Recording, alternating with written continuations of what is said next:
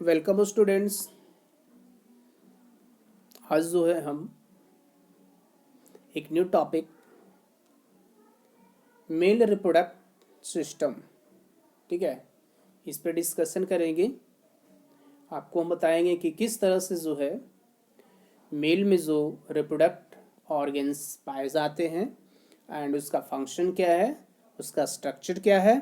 इस टॉपिक पे हम डिस्कशन करते हैं। तो चलते हैं आज के हम अपने टॉपिक। जैसा कि आप देख पा रहे हैं, टॉपिक 8.3.3 ए मेल रिप्रोडक्टिव सिस्टम, ठीक है, देख लीजिए। ये है topic name, mail reproductive system. यानी आज जो है हम इस टॉपिक्स पे डिस्कशन करेंगे मेल रिप्रोडक्ट सिस्टम पे, ठीक है, कि मेल रिप्रोडक्ट सिस्टम का स्ट्रक्चर कैसा है, इसका फंक्शन क्या है, ठीक है। तो जैसा कि इसमें लिखा हुआ था मेल रिप्रोडक्ट सिस्टम फिगर 8.10, आप 8.10 में आप देख सकते हैं मेल रिप्रोडक्टिव सिस्टम का डायग्राम दिया हुआ है। Consist of portions which produce the germ cells and other portions that deliver the germ cells to the site of fertilization. यहाँ पर ये चीज़ों को बताया गया है कि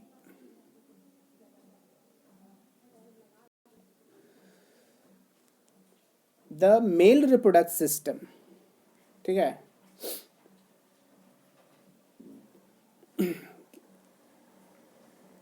consist of portions which produce the germ cell and other portions that deliver the germ cells to the site of fertilization। यानी कहा जाए तो रिप्रोडक्शन सेल्स का जो प्रोड्यूस करने वाले जो कुछ ऑर्गेन हैं, जो रिप्रोडक्शन सेल्स को फर्टिलाइजेशन, ठीक है, फर्टिलाइजेशन के स्थान तक पहुंचाने वाले ऑर्गेन, ठीक है, जो होते हैं, उसी को कहा गया है मेल रिप्रोडक्ट सिस्टम।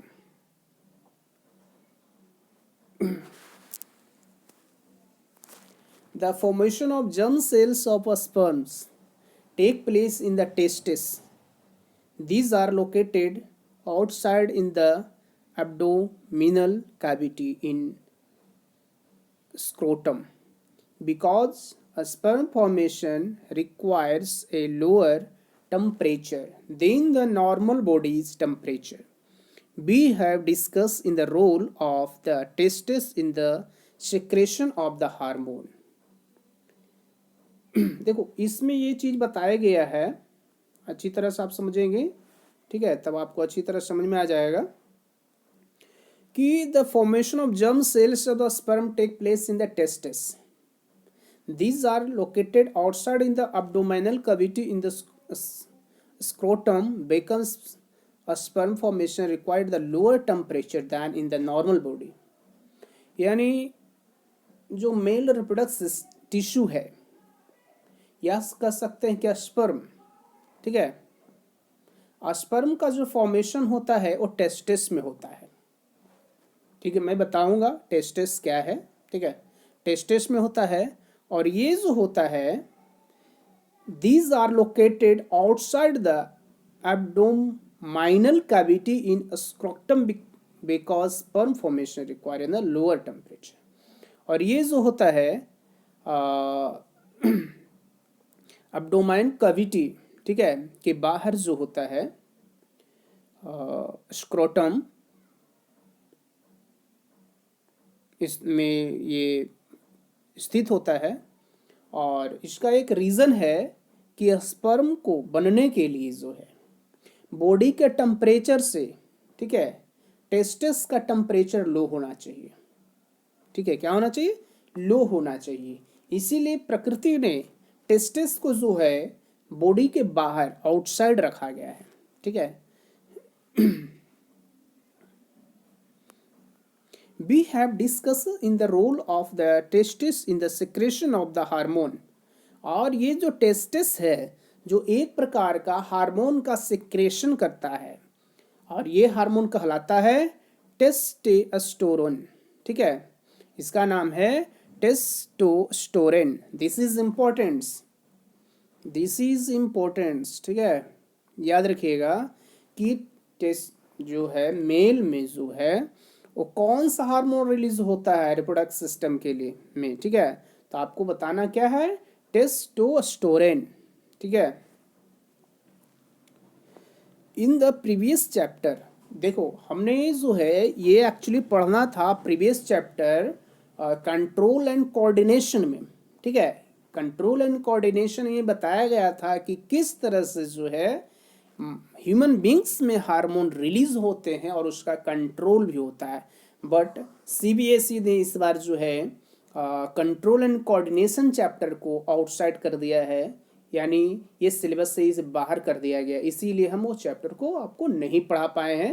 लेकिन चलिए कोई बात नहीं है, यहाँ पर जितना भी डिस्कशन है बुक में दिया हुआ है उसके बारे में तो हम जरूर आपको बता ही देंगे। ठीक है, तो testosterone in the previous chapter, इसके बारे में प्रीवियस चैप्टर में आपने पढ़ा था। In additional to regulating the formation of sperm, testosterone brings about change in appearance seen in boys at the time of puberty। जैसे कि यहाँ पर ये बता दिया गया है कि टेस्टोस्टेरोन हार्मोन जो फॉर्मेशन होता है, ठीक है, सेक्रेशन जो हार्मोन का होता है वो टेस्टिस में होता है। इसका जो है हमने डिस्कशन जो है, स्टडी जो है प्रीवियस चैप्टर में हम करा चुके हैं। ठीक है, उसके बाद स्पर्म का जो है फॉर्मेशन और उसका कंट्रोल एंड कोऑर्डिनेशन जो है बहुत ज़रूरी है। और टेस्टोस्टेरोन बॉयज़ में जो है ये प्यूबर्टी को इंडिकेट करता है, यानी यौवनावस्था के लक्षणों को भी ये कंट्रोल करता है ये। ठीक है,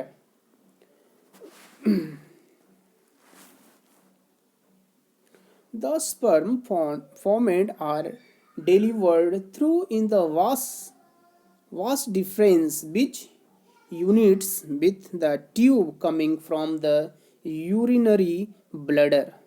The urethra thus form in the common passage for both in the sperm and urine. Along the path of the vas deferens gland, like in the prostate and the seminal vessels, and the secretion show that in the sperm are now in the fluid, which make their transport easier, and this fluid also provide nutrition। ठीक है, यहाँ पर ये चीज़ें बता दी गई है, ठीक है, कि जो स्पर्म जो होते हैं, ठीक है, वो formed are delivered through in the vas deferens, जो बनते हैं टेस्टिस में जो स्पर्म फॉर्मेशन होता है, ठीक है, उसे डिलीवर्ड करने के लिए एक वास डिफरेंस होता है। ठीक है, क्या होता है, वास डिफरेंस होता है, बीच unit with the tube coming from the urinary bladder, और वह आगे चलकर जो है यूरिन ब्लडर से अटैच होता है। The urethra thus form the common passage both in the sperm and the urine, और जब जरूरत होती है, ठीक है, तो स्पर्म का भी ट्रांसफॉर्मेशन करता है और यूरिन का भी करता है। Along the path of the vas deferens gland, like the prostate and the seminal vessels, and this secretion show that the sperm are now in the fluid, which the makes the transports easier, and the fluid also provide nutrition। इसके बाद ये भी बताया गया है कि urethra जो है उस सेमेन और यूरिन दोनों के लिए जो है वो काम करते हैं, यानी दोनों को ट्रांसफॉर्मेशन करने का काम करता है। अब प्रोस्टेट जो होता है, प्रोस्टेट एक ग्लैंड है जो कि सेमेन को अपने वास डिफरेंस में डालते हैं, जिससे जो है सीमेन एक लिक्विड में के माध्यम से आ जाते हैं। ठीक है, जिसके कारण इसका ट्रांसफॉर्मेशन जो है ईजिली हो पाता है, और साथ ही साथ उन्हें जो है न्यूट्रिशन भी मिलता रहता है। ठीक है। These sperm are teeny bodies that consist of mainly genetic material, and the long tail that helps them to the move toward in the female germ cells. ये भी बताया गया है कि जो स्पर्म जो होते हैं बहुत ही जो है टीनी होते हैं, बहुत ही सूक्ष्म होते हैं, बहुत ही टीनी स्ट्रक्चर वाले होते हैं, जिसमें से जो है उसका जेनेटिक मटेरियल्स का ट्रांसफॉर्मेशन होता है। और ये स्पर्म जो होती है उसका एक टेल होता है, एक और हेड होता है। ठीक है। टेल को अपना जिस तरह से आप केचुए देखे हैं, ठीक है, उसी तरह का ये भी होता है। ठीक है। और ये जो है फीमेल रिप्रोडक्टिव सेल्स की ओर तैरते हुए आगे की ओर बढ़ता है। ठीक है। जैसा कि मैं यहाँ पर ड्रॉ आपको दिखाने वाले हैं, ठीक है, कि इसका ड्रॉ किस तरह से है, तो आप यहाँ पर देख पा रहे हैं। ठीक है। ये आपका ह्यूमन मेल रिप्रोडक्टिव सिस्टम को शो किया जा रहा है, और इसका फंक्शन के भी बारे में भी हम जस्ट बताने वाले हैं।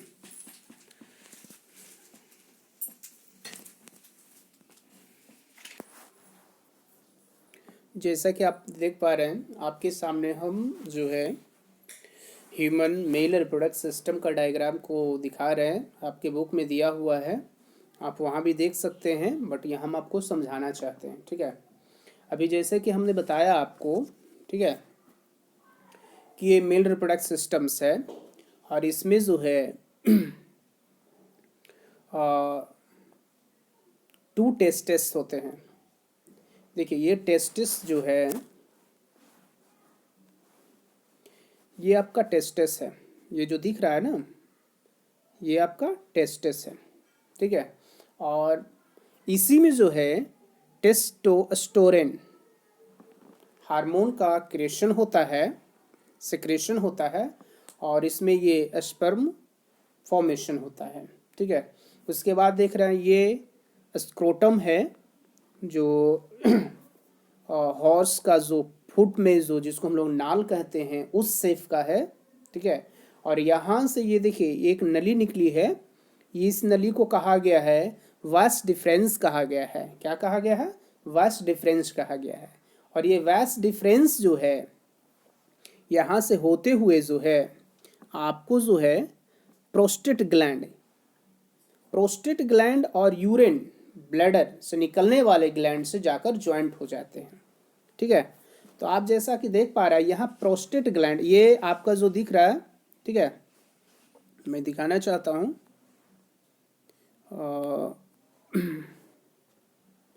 ये सेमिन वैकल्स है। ठीक है। ये यूरेट्रा है जो आपका यूरिन को ब्लैडर में स्टोर करता है, और ये ब्लैडर है।